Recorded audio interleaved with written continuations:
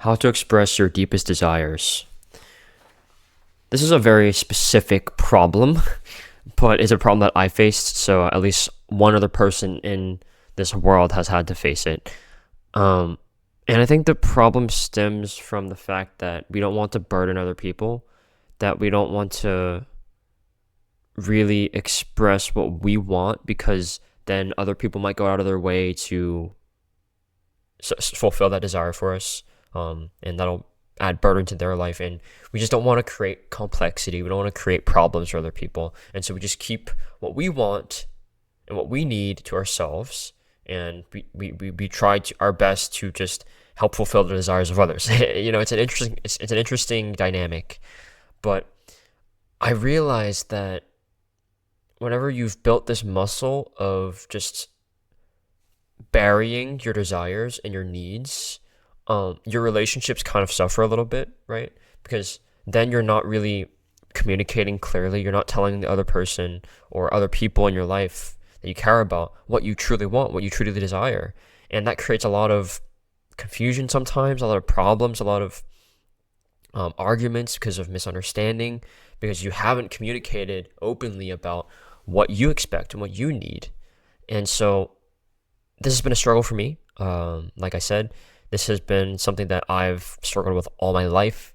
It's been something that I've been raised to kind of cultivate, right? To not bother other people, to not put burden on other people, to always just serve, and never to receive, right? Just to be humble, be selfless. That's what has been ingrained into me. And so today I'm going to try to reframe that notion, right, of repressing your deepest desires for the sake of other people, and to realize that when you do express your deepest desires, it actually benefits other people. It actually makes your intentions clearer. It helps people to relate to you more, and people genuinely want to help you, and that's okay, right? You aren't putting a burden on them. You're actually making them feel a lot better about themselves. And we'll talk about the whole psychology of, helping somebody, like doing a favor for somebody. Like the person asking the favor feels bad, but the person doing the favor actually feels good because they're doing a favor, like that whole thing. But okay, first principle: audit your current desires and ask yourself which ones are your true desires and which ones have you been influenced and manipulated into desiring, right? And so internally, we all know what we want. We all know what we truly, truly want and what we truly, truly need. And some of those are genuine. Some of them are authentically crafted through our experience in life, in our relationships, in everything that we've been through, right? We have crafted these desires. But then there are other desires, right? There's other desires that have been implanted almost into our minds to want. We just want these things because some influencer has it, or they told us to get it, or someone we look up to has it, and we want to get it because we want to be more like them. It's all about just like vanity mostly. It's about chasing an identity that someone else has that you want.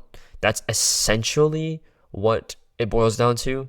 There's obviously more to it, but do an audit here, right? Write down all your desires, write it down on a piece of paper, and then go through and audit and figure out which ones are true and which ones are potentially misguided. And the next principle is figure out your true desires. So once you've identified the misguided ones, just cut them out, right? We're not going to completely get rid of them. They're still going to be internalized into your mind. But for now, we want to focus on your true desires. So what's left over on that list? Those are the desires that you have probably suppressed for a good amount of your life. And you need to start being open about talking to other people about them. Open up about what they are, why you need them, and express that openly to other people. And the reason why this is so important is because when you put them out into the world, when you put your needs and your desires and your wants out into the world, people understand you better and they can help you, right? Like your relationship gets deeper, right? People actually find a lot of fulfillment in helping other people. Like people, I genuinely believe that we all want to help each other. It's that psychology principle where if you ask someone else for a favor, it's almost selfish because, and then the person fulfills the favor. It's almost selfish for them to fulfill the favor because they feel really, really, like they feel good. They feel um, some sort of chemicals in their brain going off that are good and positive, that prove that, okay, I just helped this person, I just did this favor for this person.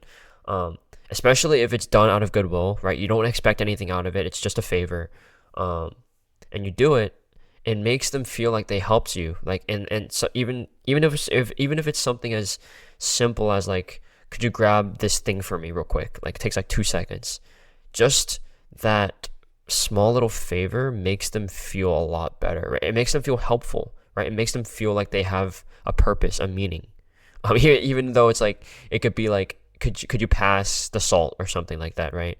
It's so simple, right? But I think there's value to it. I think it gives people around you meaning. It gives people around you an existence, right? And this is really especially important for men, right? For younger guys to have that role to play, to have that meaning, right? And so whether it's your friends or your siblings or your partner or your coworkers, right? Regardless, like, of the context, start voicing your desires and your needs and your wants, right? Don't just think that you'll just get them yourself, you'll figure them out yourself, that you don't need to push away other people. You don't have to keep these buried anymore. You can open up about them, right? And express them, and then other people will naturally gravitate towards helping you get to that desire, right? It's like the universe conspires to help you achieve what you deserve to achieve, right? And so these people will try to help you get there because, it not only makes them feel good, it makes them feel better, it makes them feel helpful, it makes them feel needed, right?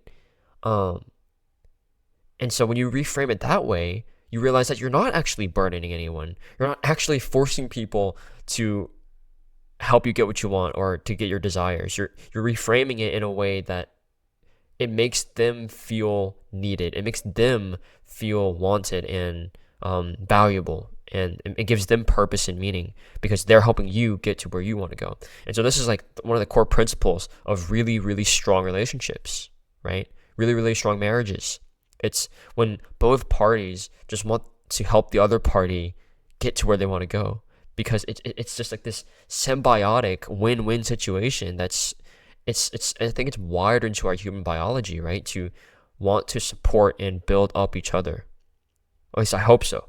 That's not scientifically backed or anything like that. It's just my my best guess. And the final principle I'll leave you with is know that somehow, some way, you will get there. You will achieve your desires. You will achieve the needs that you think you need. You'll get what you want. Your dreams will become, in at least some way, your reality. When you have this belief, when you just know that no matter what happens, no matter what path you take, no matter what turns you choose to make, you will end up where you want to end up. Even if it's not expected, even if it's a little bit different from what you really expected or intended to go, you'll still be happy and satisfied with it because of the people that you've brought along the way with you, the identity that you've built along the way. So that's why a lot of people that I've at least met, a lot of like the more successful people don't have regrets. They don't have regrets in their life. It's because their lives have ended up the way that they have ended up, but they didn't plan that, in some way. Like, they did something with an intention to get somewhere else, but they ended up where they actually ended up, and they were totally cool with that, right? They were totally okay with that because it still satisfied their deepest desires and needs, even though it didn't technically hit it right on the bullseye. It did just enough. It did just enough to get them to that point. And I think that's so beautiful. I think it's so beautiful that no matter how hard you try, no matter how much you try to rig the game and try to force the hand, life and the universe and the invisible hand has some way of sending you somewhere that you didn't expect, but you still appreciate, right? And so expressing your deepest desires is one of those things, right? It's one of those things that you just have to realize it's okay. You can do it. It's not a burden on other people. You're not being selfish. You don't have to keep these buried beneath layers and layers of fear and limiting beliefs and all the things. You can open up about these things. You can share them with the world and the people you care about. And truly, truly, I think most humans want to help each other out, and because it feels good, it gives us meaning. It makes us feel needed, and that's a win-win situation. You help them, they help you, and you both work towards the life that you want. Goodbye.